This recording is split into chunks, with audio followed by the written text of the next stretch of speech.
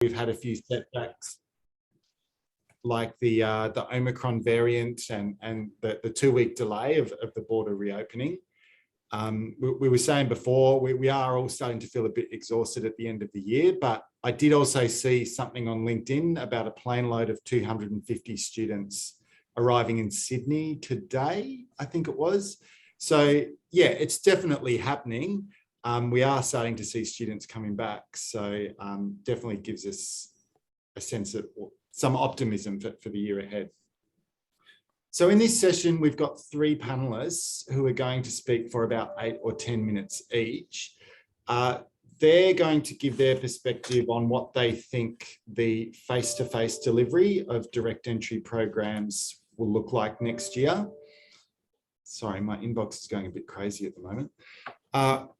So we'll hear about what they've learned from the shift to online delivery in the past 2 years, as well as which elements they will integrate into their face-to-face programs and which elements they might discard.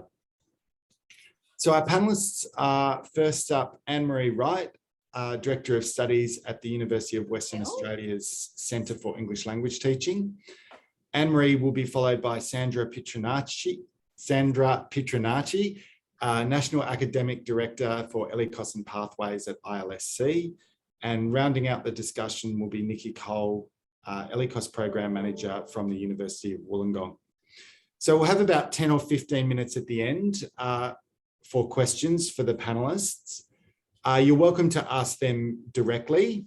And I should have said earlier, we are recording the session as well. So you're welcome to ask questions directly, or if you're not comfortable doing that, please just pop them in the chat and I can ask the questions on your behalf.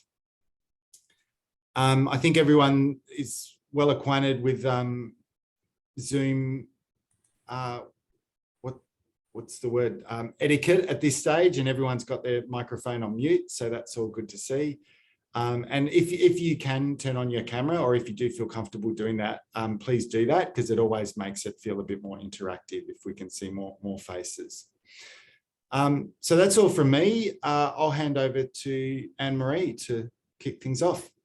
Thank you very much, Will, and thank you, Sophie and Maria, for the opportunity. Now, I apologise first up for the insight into my study, working from home and don't have a background, unfortunately. But I'll just get started and share my screen. There we go.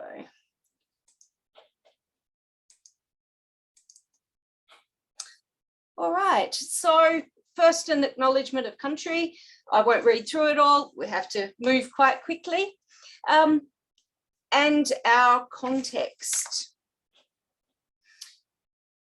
WA, I think I read someone somewhere today said, get stuffed WA, because our borders were shut.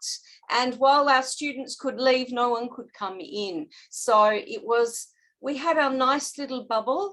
In contrast to others, we didn't have to wear masks and we could go about business as usual, but no students could come in. So we went online very, very quickly.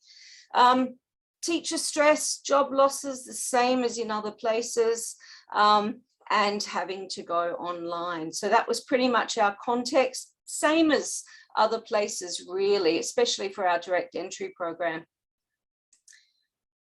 So my insights into next year, Mark McGowan's a little more reluctant to open borders. So I think we'll have face-to-face from semester 1, but I don't think students will get here until module 2. We have a new UWA college opened up, and Kelt is doing the foundation pre-English for foundation and diploma programs, but they won't start until July. So April, we're expecting, will be our face-to-face first intake. Until then, all online. What we found is almost all of our markets prefer face-to-face. China, not so. They, and the majority of our students are Chinese, they do like online delivery. So we might have to come up with a bit of a mix.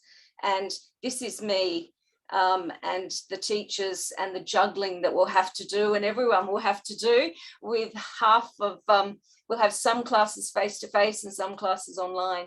And I think Craig Munsey from ECU and Leanne Howarth from Curtin University, because we shared some ideas about what face-to-face will look like, and we all agreed that we would be juggling like this. Not sure what the pineapple is, probably all the thorny issues we're going to face in the first half of the year. So what have we learned? What positives? And I think one positive is that we did it.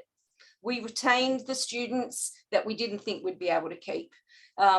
They moved really swiftly from face-to-face to online, which was really good. So I think we should all, everywhere, feel really proud of what we've done.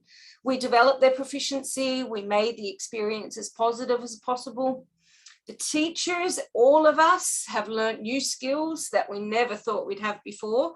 And my teachers were able to work from home. And I think a lot of us really loved being able to do that. And there are challenges moving forward with coming back to the office that we haven't done yet. We've saved on resources, finding the classrooms, the photocopying, the hard copying. We've used ebooks now. And I think online's been convenient for quite a few students who could drop the kids off at school, do their classes, go and work, do their classes at the same time. Many of our Chinese students are actually doing their degrees while they're studying the bridging course, which is not something you necessarily want, but it's been possible for them. So it's all been quite positive, except for the few challenges. So face-to-face, teachers love the connection with the students. It's easier to manage the academic integrity. And we tried initially to go online and do the teaching in the same way as the face-to-face, and that was just so tiring. So I think the consultations online we missed, and we prefer face-to-face consultations.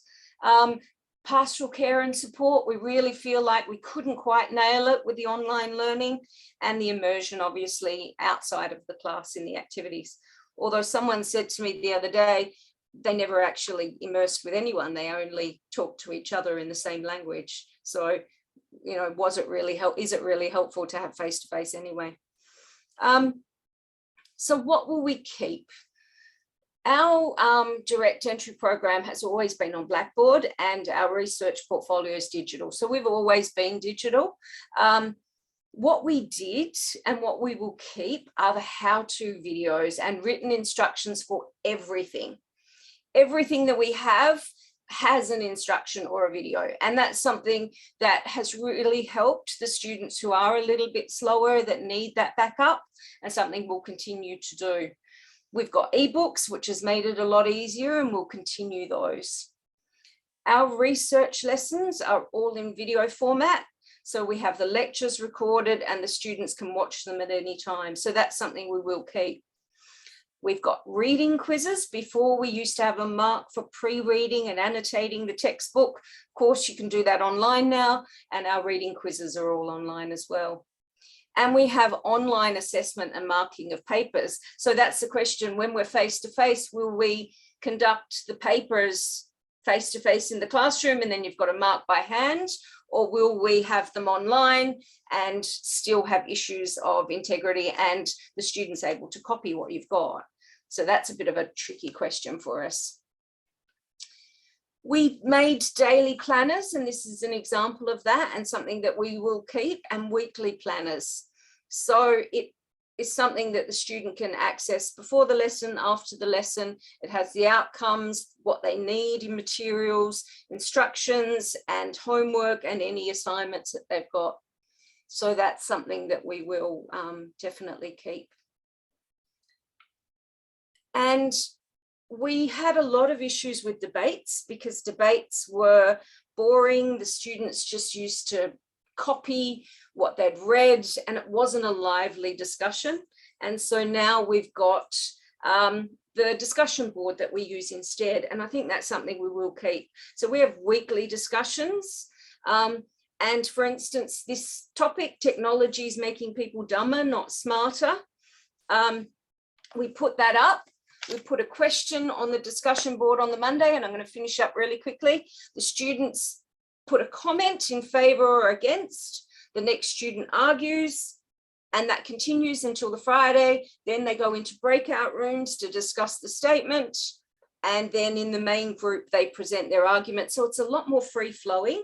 And I think that's something that we'll definitely keep instead of the stagnant debates that we were having.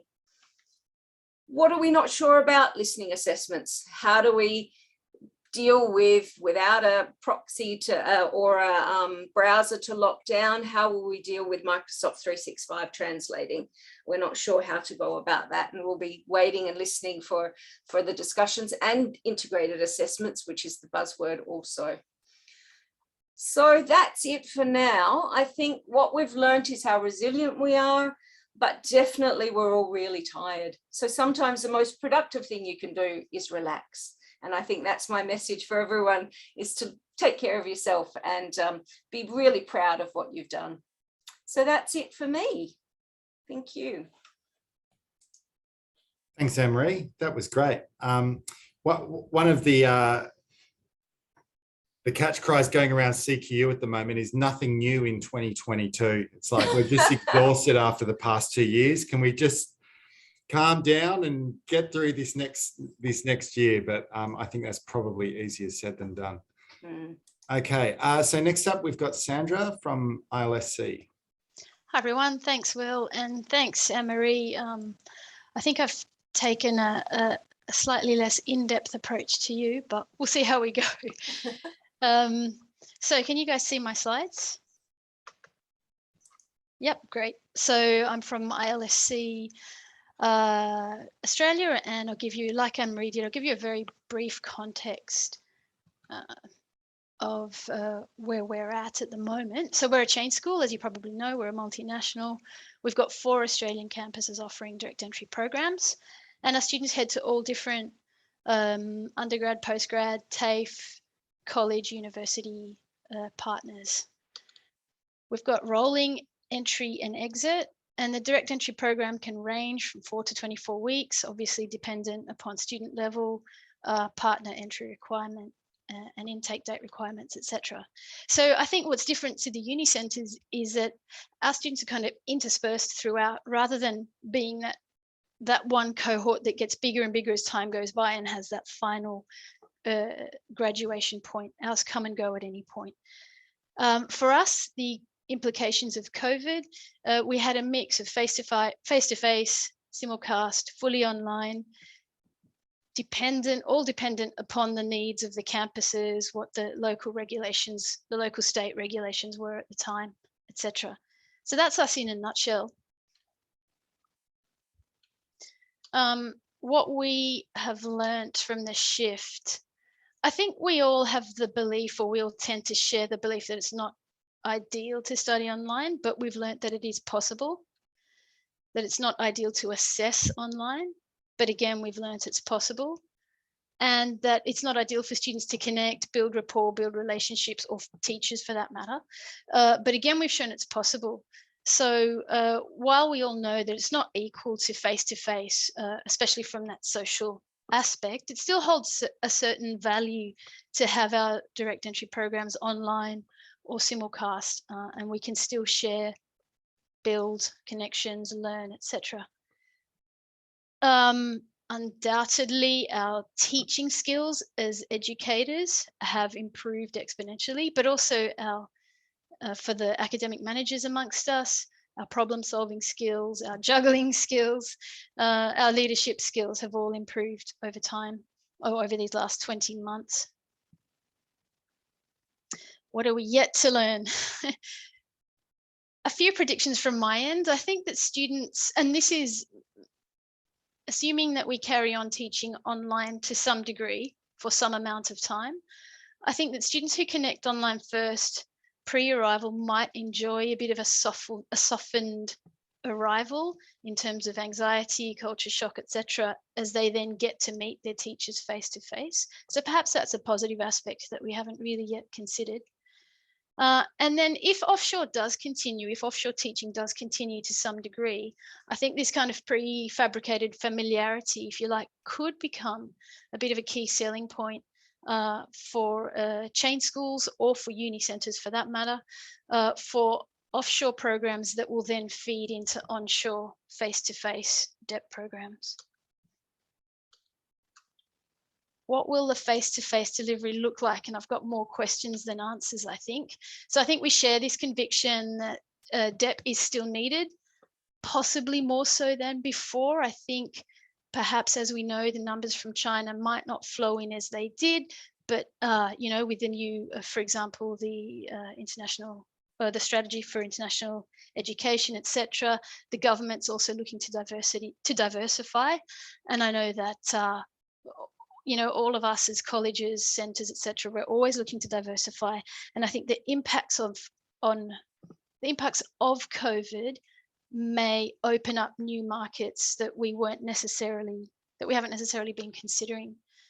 But of course, the students and the regulators, without a doubt, are still huge decision makers in what our face-to-face programs will look like, especially in terms of the online aspects, if the online aspect continues to be part of a face-to-face program. What we've seen in terms of trends at ILSC is at the lower levels, the more dependent learners, they want the face-to-face. The higher levels, they actually want the flexibility and the freedom to study online so they can juggle all the other things they've got going on in their lives. I think that we may strip back some of the tech elements, but they will continue to play a bit of a role. And this was inevitable, you know, pre-COVID. For a long time, everyone's been talking about a more blended approach, a more multimodal approach, etc. So I think COVID just sped that up somewhat. And as Anne-Marie mentioned, you know, online assessments may stay. For example, with MS Forms to manage tests, we found actually that it got rid of a lot of the test security issues that you have with paper tests, the photocopying, the last minuteness, the shuffling the papers. So that may be an aspect that will remain for us at least. So what will we integrate? What will we discard? I think we've got to look at it from two aspects here, operational and pedagogical. So we've got two clearly defined cohorts of students. There are those who want the English language experience, and that's what they come for, especially the face-to-face experience. And there are then those who just need it as a means to an end. And I'm sure you guys all have similar things happening at your centres and colleges, that those students just want to get to their next provider. I predict that the split will remain and perhaps even intensify, along with then the need to design and manage our courses around these student needs and student desires. We will probably continue to offer hybrid for some time. Of course, the long-term future is unclear. It may not be a viable option once students return, but perhaps it could be utilised for offshore students for taster programs. You know, here's an example of our onshore direct entry program. Why don't you guys beam in and see what we do?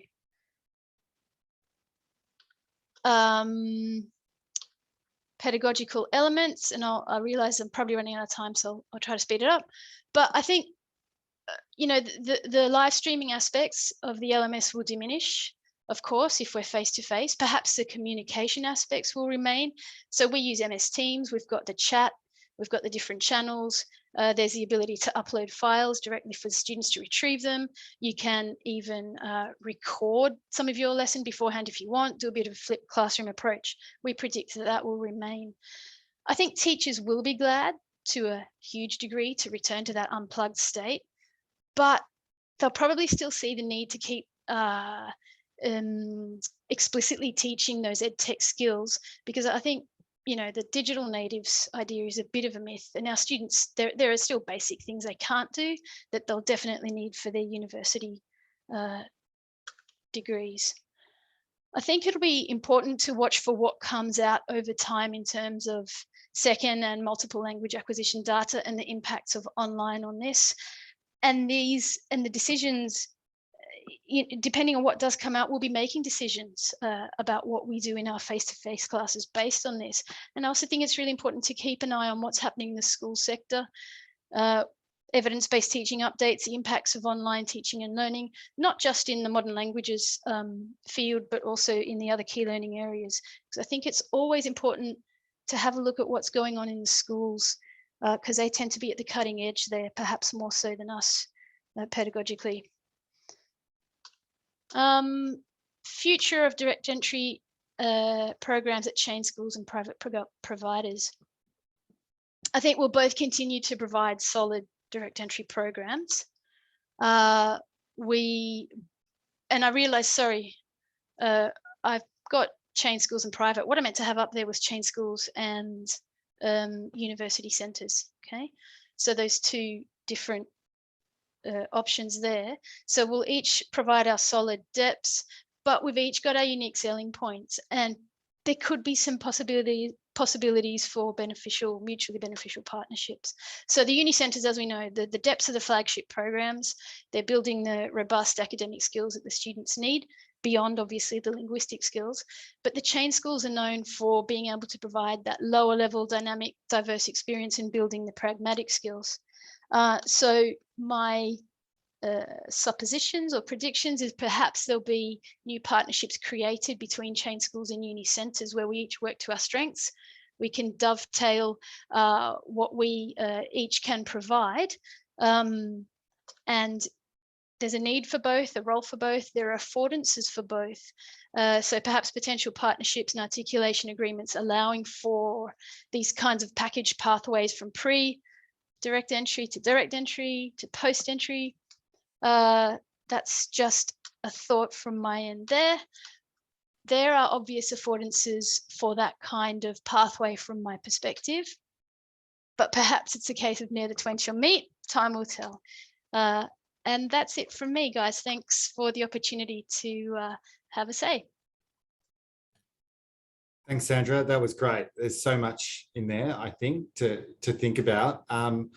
Yeah, I liked your point about the softened arrival for students who've studied online in the first instance, maybe sort of better prepared for online. And it kind of got me wondering, like, will students, sort of as we move through the pandemic, are they going to want that taster before they choose a college? I mean, they've relied quite heavily on their agents previously. Are they actually going to want to try out things online first, or will they be sort of recruited and choose a college in much the same way as before? It just kind of got me thinking about that. So yeah, interesting. Okay, and next up we've got Nikki from University of Wollongong. So Nikki, over to you. Thanks, Will. Hi, everyone. For those of you who don't know me, I'm Nikki. I'm the ELICOS program program manager at UOW College. I don't have slides, and the main reason I don't have slides is because I feel like I'm still trying to articulate and wade my way through. So when I was trying to put my thoughts together, I felt like I couldn't. They were just jumbled. So I hope that doesn't come across. It's all in there, but I think obviously going online in March 2020 was really difficult. But I actually think that coming back is more complex and more uncertain. And of course, sitting around the return, the great reconnect, we've got, HR issues, we've got health issues. Will, just when you said about your campus, your case, that's going to be happening. Those kinds of things are going to be happening all the time. So, of course, there's student welfare issues around returning. There's the whole political spectrum. So today I'm really focusing on the course delivery, which I actually think is probably the easy bit. The other bits are all, that's really complex.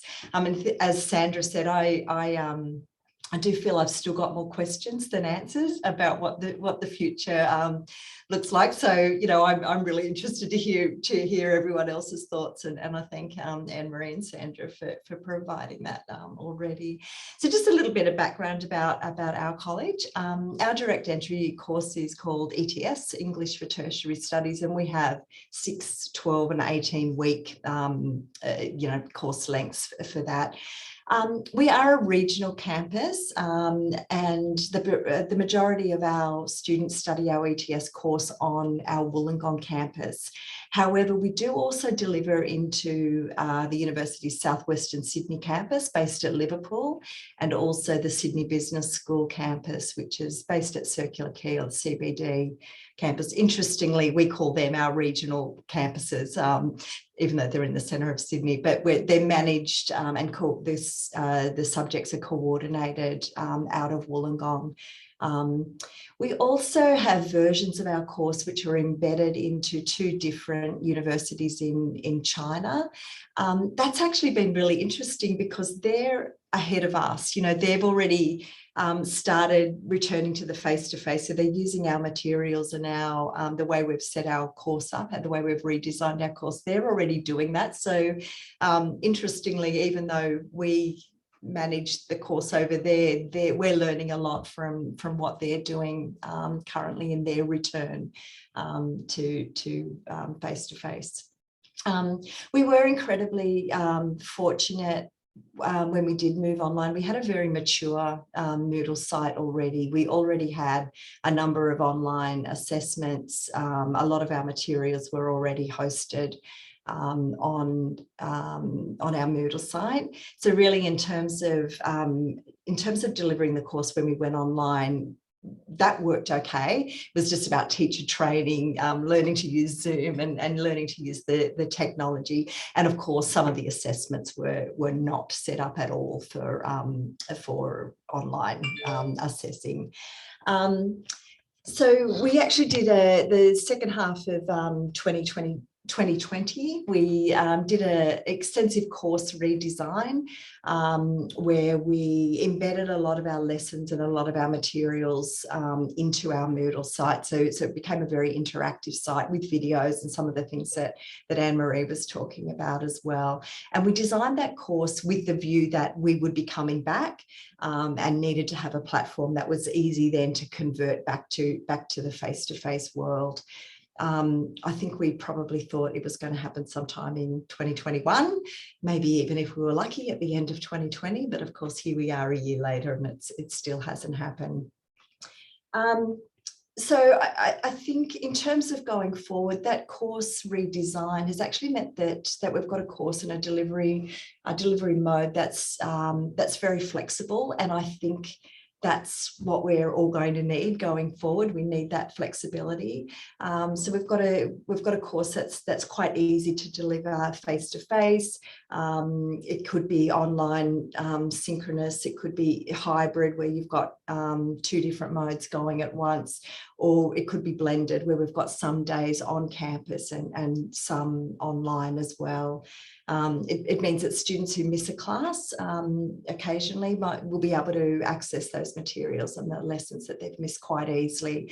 And of course, as we've already discussed, you know, we expect that at any second, you know, a campus might be closed, or you know, there might be close contacts, casual contacts or something, and you need to flip immediately online. So we're quite we're feeling quite confident about our ability to transition again and flip very quickly to where we want to go.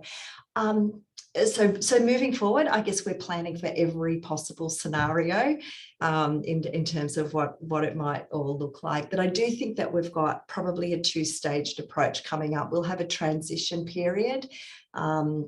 We've got our current course that is running until the 18th of February. I think it's probable that we will have students returning to Australia during the next 6 weeks. In fact, we knew of students who had tickets booked to return this week and have had to reschedule. So, you know, whether the 15th of December is a realistic option or not, I think it's likely that when we return, we've got a 3-week break. When we return on the 10th of January, we will have students in the country.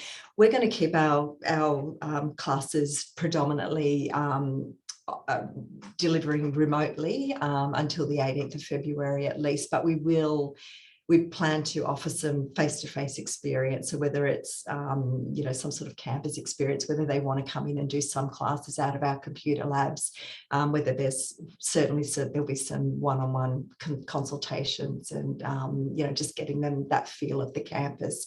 But we won't know exactly what that is until we have a sense of what our what numbers we have that are going to be onshore. In the long term, and as I said, that's sort of currently what's happening in China as well. They've got that face-to-face teaching happening, but they're flipping to an online environment as needed as things change.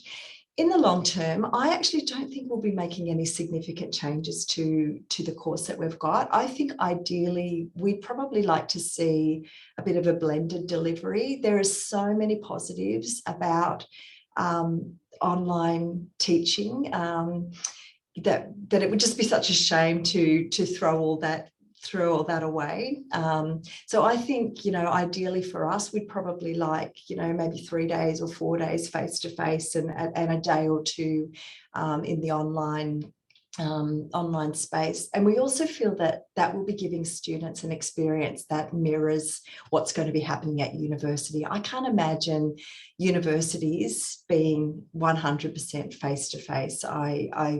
I think there will be a mix. So I feel that it's our responsibility as a direct entry program to ensure that those students do continue to have those skills, the technology skills that will enable them to study going forward. The other thing, of all the crazy things that happened in 2020 and 2021, I look back at 2019 and think we had so many students coming to Wollongong daily, travelling from Western Sydney, 2 hours on a train, getting up at 5 o'clock in the morning to catch a train to come to class. That's just crazy. And ourselves as managers and subject coordinators, managing the students at Liverpool and CBD, we were doing lots of travelling backwards and forwards, going to, giving information sessions or all sorts of things. And the technology really saves time. It's very convenient, both for the students and for the staff as well. So I think just keeping a component of that for us is really important going forward in managing our campuses. The other thing that was sort of happening in 2019, we sometimes have quite a lot of pressure on room availability on campus at peak times. So we'd often end up with timetables that weren't very student friendly. And I think, again, we can avoid, particularly with students that were travelling, but, I think that's something that we can avoid going forward, more of an operational thing, but, a really important reason for us to want that blended learning approach going forward. In terms of lessons learnt, I think the move to online teaching has been largely successful. It's something that works. It's something that we can do. We're relatively happy with the majority of our assessments. Some of them, we also found, Anne-Marie, we had a debate as one of our assessments, and we found that didn't work. I like what you've done. We've done something a bit different, but we're not that happy with our speaking assessment. But the move to online, I think, has made us better teachers. It's made us think about why we assess, when we assess, how we assess. And I think we're really well placed going forward. We're actually going to be better educators, I think, moving forward. But of course, I think, as we've all said, what's missing is the connection, and you can't replicate that online. That shared journey or that shared experience of the campus, of the travel, of all of those things. You just can't replicate that online through WeChat groups or Messenger or whatever. The students need it with each other. We need it with the students. And I'm not in the classroom very much at all. And I get so excited, even an online graduation or an orientation, to actually see student faces. But, it's not the same. A graduation, an online graduation is just nowhere near as buzzy as the real thing. So there's so much to miss. That we've missed. So from an operational point, just mindful of time. From an operational point of view, there's so many learnings as well for us. But so I guess as I said, our responsibility as a direct entry program is really to mirror what the university is doing. So we will take a little bit of a lead from what they're doing in terms of their online assessments. I think the days of the formal exam in the big halls are probably gone.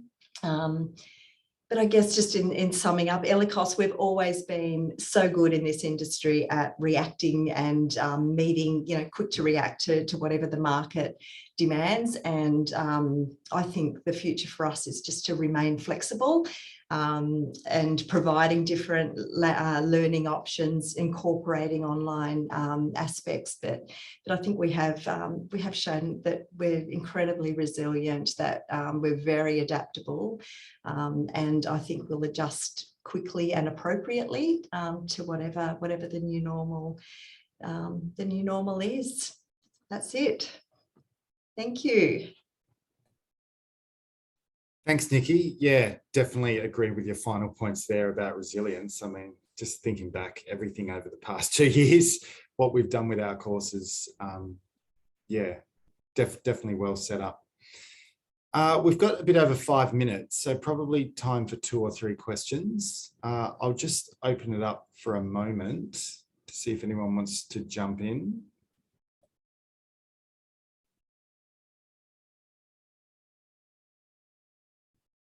Otherwise, there were a few questions in the chat, and these are sort of being answered in the chat. Something that I was thinking about, and this kind of came up in the AMSIG session the other week, and this is sort of a question for the 3 panelists, is as we get more students onshore and you need to recruit teachers again, do you think your recruitment practices are going to change? Are you going to be looking? So I think a lot of sort of interviews with teachers sort of followed a pretty standard kind of formula, but is that tech aspect going to come into the interview process, do you think, or are you going to be flexible there? Like, how are you going to approach that? So that's sort of an open question for Sandra, Emery, or Nikki, whoever wants to jump in. Can I jump in and say, yes, I think like ideally it would come in. What I'm nervous about is that we're going to have to take what we can get, I think. I hope we're in that position where recruiting, we have, we're going to have a problem recruiting teachers, because it means that everyone's back and we've got lots of students. But yeah, I think the tech aspect probably has to be part of it. Yeah, that's a great question, and I agree. The tech aspect, you could have people doing online, sending through videos, for example, or doing online interviews, etc. I think having a recruitment strategy is going to be huge, and it's something that we're going to soon start working on, because we're building from the ground up again, and you want to get your recruitment right now. You want to get your strategy right. You want to build the ethos that you would like to continue at your centre into the future. And nothing's more important than getting recruitment right. We'll need to recruit en masse, therefore we'll probably need to interview en masse. And, a few centres already do group recruitment, so I can see that probably becoming more common. But yeah, whether there'll be a teacher shortage or not remains to be seen. Having said that, the people running the CELTA programs are saying that there are still new teachers coming through. So we might see a whole new generation of teachers who will be lucky to get a job pretty quickly early next year. I think it's not so much about the ability to teach online, but your qualities of resilience and willingness to engage in ongoing professional development, whatever that may be. Those qualities that you're looking for, more than specific skills, I think for the future are important. You realize the kind of people that you want around you in this kind of situation are the ones that will collaborate and engage in sharing and team building and that kind of thing. That's really important in the recruitment for me now, I think. Yeah, thanks. No, that's interesting to hear that. And I like Ben's comment as well about the location of applicants. So we want blended delivery, but obviously you want people on the ground in your area as well. So that's going to be a bit of an interesting balance to meet as well. A couple of minutes. We've probably got time for one more question. Just going back through the chat here, unless anyone wants to jump in, I have got one. Everyone's exhausted. Everyone's exhausted. Yeah. Okay. Well, I was thinking about hybrid teaching. That came up a bit, and Ben asked the question, for those compelled to offer hybrid in 2022, are you thinking of any specific technology to support you, or will you be using the existing hardware and software to support this? Yeah, like I was thinking of, you know, a couple of places at the university for degree programs have invested in rooms essentially that are built for that purpose. So especially in medicine or in health, in allied health as well, where you might have students scattered across New South Wales, but also some in Newcastle. So yeah, I'm just wondering if there's any centres out there who've kind of started changing their rooms up a little bit. We've thought about sort of splitting some of our big rooms into 2 or even 3 smaller rooms, and investing in, you know, different screens, etc. To think about that. I'm just wondering if anyone's made a head start on something like that.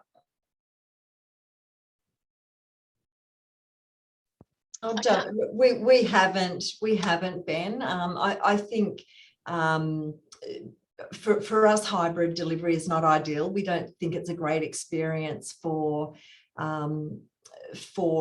any students. So I think we've probably made the decision not to invest. There are some rooms on campus that we can access if we need to, but I think we've made the decision to try and avoid it, and that it's definitely a short-term option for us, really, and probably not worth the investment. But yeah, that's sort of our view on it. We may change, however, things change in this place. So yeah, at the moment, that's what we're thinking. Yeah, I'd say a similar thing. I think we'd apply the law of diminishing returns here, because we've got the setup that we need already that's been working, you know, for all intents and purposes, as well as hybrid can work, which probably we all agree isn't great. How much more you invest in that when we're still yet, you know, it's still yet to be determined how much students will want face-to-face again, as opposed to online or hybrid. So probably, yeah, it's a big investment to make if you're still managing to do it with fairly standard equipment. Yeah, thanks, Sandra. Some good points. We might wrap it up there because we've just passed 4:45. Thanks to our panelists, Nikki, Sandra, and Anne-Marie, for taking some time out to put together your thoughts today. Really appreciate that. Thanks also to everyone for attending. And yeah, like on behalf of the Direct Entry Program SIG, thanks for your engagement throughout the year as well. I think we've run 4 sessions like this. And yeah, like they've all been, it's just great to see the different faces and hear what other centres are doing, and just sort of still feel part of a community, even though, you know, we're not meeting face to face at the conferences or anything. So it's been really good. So yeah, all the best for this, the break, Christmas and New Year. And I hope you can have a good break and relax a bit. And yeah, we'll be in touch in the new year with sort of a program of events for 2022. So yeah, thanks everyone. And Will, I'd just like to jump in here as well and just say thank you to Will and also to Maria Naidu and Lydia Tramontina, who are the conveners at the Direct Entry Program SIG. They've kept the SIG alive this year, really through running these very collaborative events that were discussion based. And I think they're really important opportunities for us all to come together and share what we're thinking and what we're doing, given the state of flux that all of our centres are in at the moment. So thank you so much, Will and Maria and Lydia. Yeah. Thanks for your support too, Sophie. Pleasure. Yeah, thanks, Sophie. Yeah. And thanks to the panelists today. Really appreciate the time at this busy, very busy time of year as well. Pleasure, guys. Thanks for having us. We'll Thanks. see you in the new year. See you Bye, later. everyone. Ciao. Bye-bye. Thanks.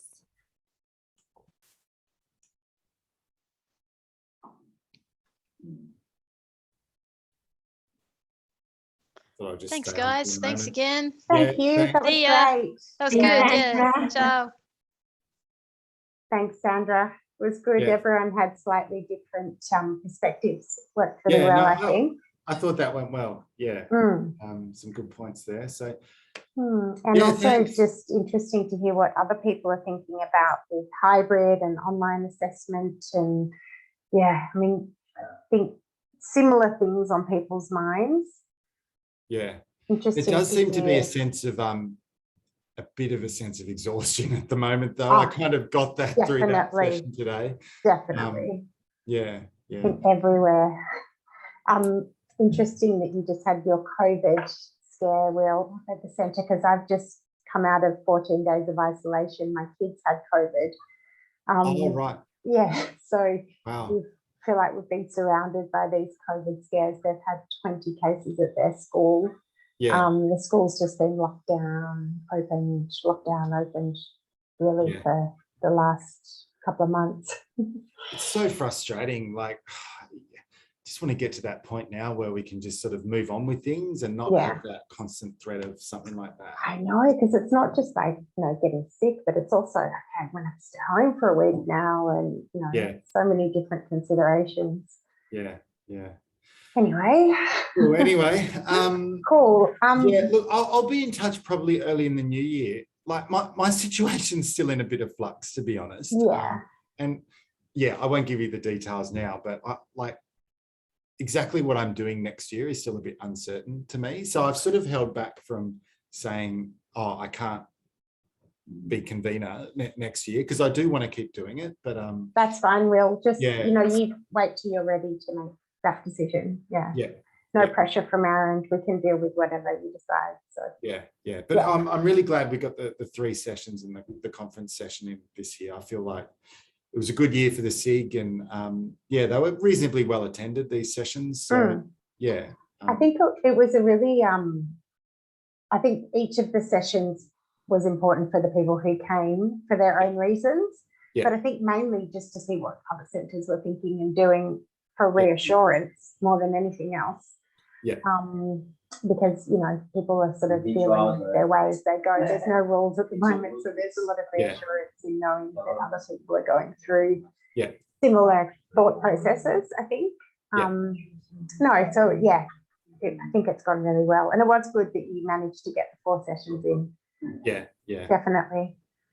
Great. Yeah. Thank you for Well, everything. Yeah, no, and thank you for keeping it all going with the PD. Yeah, there's been heaps this year. That's sort of definitely been a benefit. So Yeah, it's been, there has been a lot. Be interesting to see what'll happen once students start coming back. Yeah. With Yeah, teachers sure. and how quickly we'll need, a lot of new teachers back in the colleges, or, it might not be till kind of midway through next year that need will arise. Yeah. It's hard to say. Yeah. We're hopeful for early next year, term 1, February, March, but yeah, we'll have to wait and see. So Yeah. Cool. Well, are you having a break or? Yeah. a few weeks off? Yeah, I'm off altogether. I think it's 3 weeks. 3 weeks. Yeah. So I've got 2 weeks, then a week back, then another week off. Yeah. Great. Breaking up a bit. Yeah. Are you going away?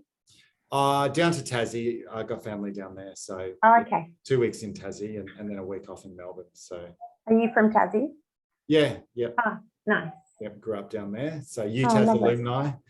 Okay. Yep. Yeah, and I used to work at the language centre there as well. Way back. Oh wow. Yeah. Did my CELTA there. Oh wow. Yeah, Yeah. there you go. I never knew that.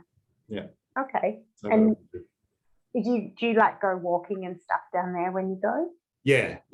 I do a lot of hiking down there, but yeah, family and old friends as well. So it's always good to get back. Thank you very much. Oh, nice. Yeah. So Oh, lovely. I will get back. All right. Sorry, got a bit of noise here now again. All right. Well, let's just keep in touch. As I said, just, obviously do what's best for you. We'd love to have you next year if you can. But you know, if things change with the role, then just let me know as well. Yeah. It is like, I mean, I think, don't know if I told you, but yeah, our Rocky Centre's been closed down, and we went through another change proposal and constantly redoing the budget within the uni. So it is quite uncertain at the moment. But how's this role been that you've been acting in?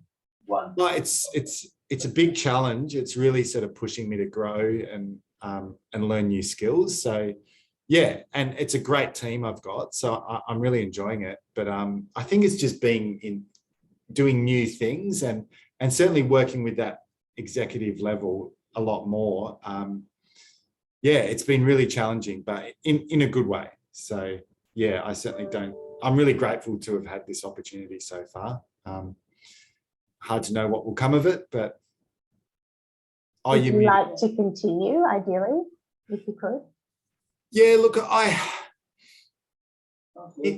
I've been thinking about this. I think if it's a matter of staying at CQU throughout next year, then I would definitely stick with it, because I want to see things pick up at CQU again. Because all of our postgrad international students have graduated, and they'll be finished. We've got our graduation in February. So I would like to stay here as students start coming back and the atmosphere on campus starts picking up again. I feel like I've seen the campus through the worst of it.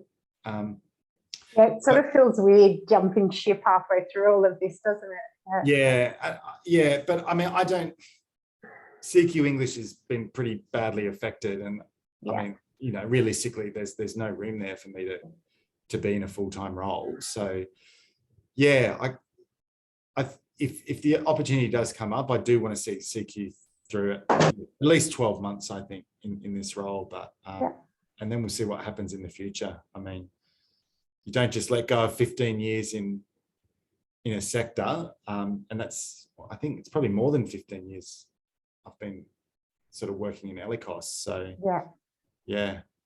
Have you finished your course now? I've got a few more units to do, so I'll finish that next year. Yeah. Has that helped with this role you're in? Definitely. Yeah, definitely. Yeah, just sort of very generalist skills around marketing and economics and that, and sort of help with the big picture, which I probably was very much focused on. Yeah, just delivering our courses and assessments and that sort of thing before. So yeah, it's been really good. Yeah. Oh, it sounds like a great opportunity anyway. So yeah, it's worked out well, I guess. I mean, you know, personally, not for the centre, for CQ. Yeah, look, I haven't had a week off this year, and I need this 3-week break just to sort of kick back and reflect a bit, because I mean, just coming like with campus reopening and stuff happening every day, it's kind of hard to take time out and reflect, because there's always things to do. Yeah, so, but we're almost there at the end of the year, so just trying to get through to that now. Yeah, cool. Oh, we'll have a good break. Yeah, thanks. You Enjoy. too. And we'll chat in the new year, I guess. I'll be back. Well, I'll be back from, I think it's that week of the 21st. I'm probably back, but I'm also back for a week early Jan. But you'll probably be on leave then, so maybe we could chat towards the end of January. So I just saw something pop up there. I'm back on the 10th, so probably. Okay, I'm back that week too, actually. Oh, okay. That's the week I'm back for a week. Yeah. I think, the 10th. Yeah. Cool. That's right. That was funny that that lady found out about the COVID case. She was like, "Oh, I work in your building." Oh no, I know. It was like, how did we not find out? Because like, if they're casual contacts, it's not that stressful. Yeah, it's nothing to worry about. Yeah. And it's like, I just saw an email pop up from me to, I don't know who has sent that. This is the thing. I've got an EA now, and they've just got access to. Oh, okay. And it's like, whoa, you've just sent that email that I wrote. That's interesting. Well, as I said, so my kids both had it, and me and my husband didn't get it. So the vaccination works. Yeah. So I've got this new sort of confidence walking around now going, I'm not going to get COVID, you know, like. Yeah. And for the most part, it's different for everyone. Yeah. No, I don't think it's anything to worry about. Cool. All right, well, thank you again. Happy Christmas, and I'll speak next year. Yep. Merry Christmas, Happy New Year, and Yeah. we'll chat then. Cool. See ya. Yep. Take care. See ya. Bye.